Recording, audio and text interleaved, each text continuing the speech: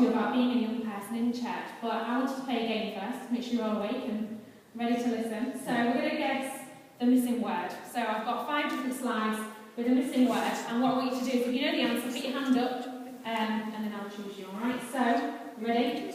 You're going to have to shout at me, yeah? Fish hand. Yeah? Can you come to the front? Very well volunteered. I still want volunteers on the next one. Nobody else is putting that up. Knife end. Who said that? Could you come to the front? You don't have to do anything. I just need a body. Come on. Adam, you come to the front for me. Okay. Alan, you can stand up. Backhand. Ball, could you come to the front? Come on. I need 5 bodies here for my demonstration. Thank you. Salt hand. Who said that one? You can come to the front for me. Thank you very much. And last one, shirt hand. Very good. So, this is the question I'm going to ask you. But first of all, I just want to do a demonstration. So, for this evening, you are going to be 6 years old. And in our church, we have a lot of things for 6-year-olds and young children. We've got Sunday schools, holiday clubs, messy church, drinks and biscuits on a Sunday morning, colouring at the back. Alan, you're going to be a 13-year-old. We've got youth events, youth groups, school clubs, holiday clubs. You're going to be 22. So you face that from the front for me. I'm going to come back to that one. You're going to be 35. So we've got mums and toddler groups, messy churches, mums mornings. And for the evening, I'm going to be 70 years old. And we've got day trips, coffee mornings, WI. So my point today, and what I'm going to be talking about, is that being 21, being a young adult, is a very hard age. It's not a child, and it's not an adult, and it's hard to address. So I'm just going to be focusing more on what we can do to invite our young adults into church. Okay? Thank you very much. You've been very helpful. You're allowed to go and sit down now. So, what are we missing from our church? This is a question I ask myself, and I, as a young adult, I'm 23, and there's not many young adults in my church at the moment, and I asked myself the question, I wonder why. So I did some research, and this is what I found. 1/4 of 18 to 29-year-olds say that church rejects everything outside of church, including the music, movies, culture and technology that define their generation. Okay? This is what they're saying to us. 1/3 call church boring. About 1/4 say faith is irrelevant and Bible teaching is unclear. And 1/5 have said that God is absent from their church experience. The church is not a safe place to express doubts, say over 1/3 of our young people. And 1/4 have serious doubts that they'd quite like to discuss with people in church. Okay, so, integrational ministry is a new idea that's come about in the last few years, and David Kinnaman has described it really well for us. He says, integrational ministry is changing the metaphor from simply passing the baton from one generation to the next to an entire community of faith across the entire lifespan, working together to fulfill God's purposes. So from the very littlest to the very oldest of us, all working together and celebrating Jesus. So the 3 points I'm focusing on tonight is that there are not as many young adults in church as I'd like, and as we probably all like. We live in a fast-changing society, and in order to attract young adults into our churches, we need to be constantly evolving to stay relevant to them. Otherwise, as you see, they're just going to get bored, and we don't want that, because church is really an exciting place to be.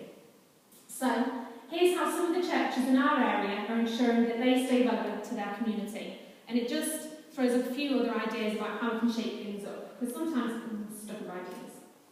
So, keeping it up to date. Now, technology's everywhere these days. You've got iPads, iPhones, everything's done with technology. And I myself are not that up to date, though I have just mastered the iPad, as the Bishop of Hull had the other day, he was telling me. But, so it's really good to use technology, because everyone's there and everyone's trying to use it. It's a way we can all stay connected. The social network Christmas down here is a way that someone decided to tell the Christmas story through Facebook, and a lot of people are on Facebook. So that was a really accessible way that people could understand. It was a modern way of describing the story.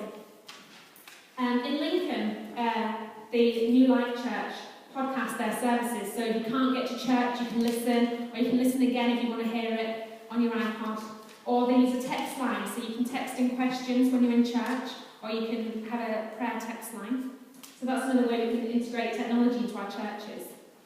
Involving people. And I think it's a really important thing to involve everyone in church within the church decisions, including young adults, because sometimes our PCCs can look like this top example. And this is Vicar of Diddley here, I've got to inject that in, which is a favourite of mine. This isn't a very good cross-section of our community. The bottom one is a better cross-section of our community, and this is a better way of deciding what happens in our churches, so we're able to provide for all different ages. So I don't just mean let them do the coffee or doing a reading in church. I mean really helping them, inviting them in and letting them make key decisions about our churches. That really helps. They'll really relish that idea. And make church interesting as well. Church is fun. Why can't we do fun? In Beverley Minster, they have a youth camp, so they have a big concert over 6 weeks. And it's a concert that they still share the news of Jesus.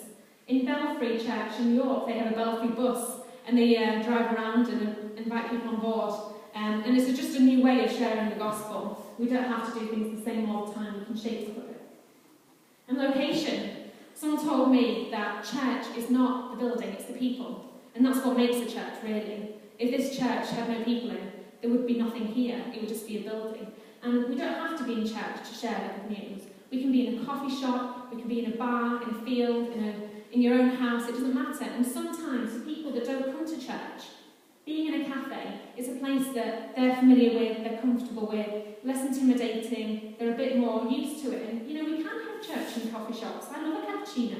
It'd keep me awake in the morning when I've been up all night on a Saturday.